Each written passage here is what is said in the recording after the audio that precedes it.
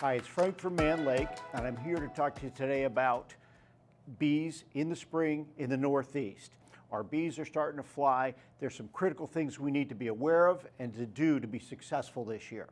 First, our bees are starting to actively bring in a lot of pollen, and they're finding nectar sources now from the soft maples, the pussy willows, the skunk cabbage, things like that.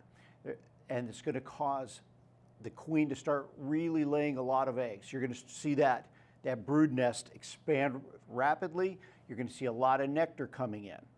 What do we need to do? First and foremost, our bees, for every bee that's raised, they use about 1 cell of pollen.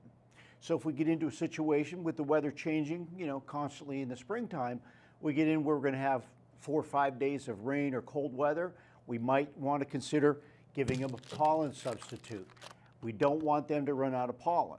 As long as they can fly, they're going to bring in real pollen, but when they get trapped in that colony for weather reasons, we may want to consider that. The other thing we want to do is make sure we have feed on them if they need it. Again, they're probably bringing in a lot of nectar, but the critical thing most people don't realize is when bees can't fly because of the weather, they're using a lot of those resources quickly. March, April, the 2 biggest starvation months for our bees. So we have to make sure we always had feed on them. Now, the other thing that happens this time of year is swarming. Swarming varies from year to year depending on how quickly or how late our spring comes. We're in the middle of an early spring, in my opinion.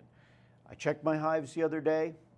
There's more brood right now than there were this time last year. That tells me we're probably going to have an early swarm season. So as a beekeeper, you need to be prepared. Order queens if you're going to do a split. Have the equipment on hand. If you don't have equipment to move them into, it does you no good. Maybe pick up another hive kit or a nuke setup where you can pull a nuke off. It's critical that we split those bees before they start making swarm preparations. And if you know anything about swarming, bees start to prepare for swarming prior to the major nectar flow, and they swarm just as that flow is coming on. And that costs us a lot of honey. When, 60%, 3/4 of our bees take off in a swarm, we lose out on a lot of honey. So what we want to do is split them earlier before they do that swarm preparation. So again, have your equipment ready, maybe order a queen. It might be a little early for them to raise their own queen. They are making drones. I did see a lot of drones and a lot of drone brood in my colony, so they might be able to make their own, but I like to buy one in the spring if I can, just to ensure I have that queen when I'm ready.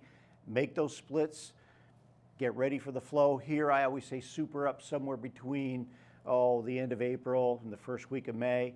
Get our honey supers on once we've got those splits done and our bees look good, and then we're off to making honey.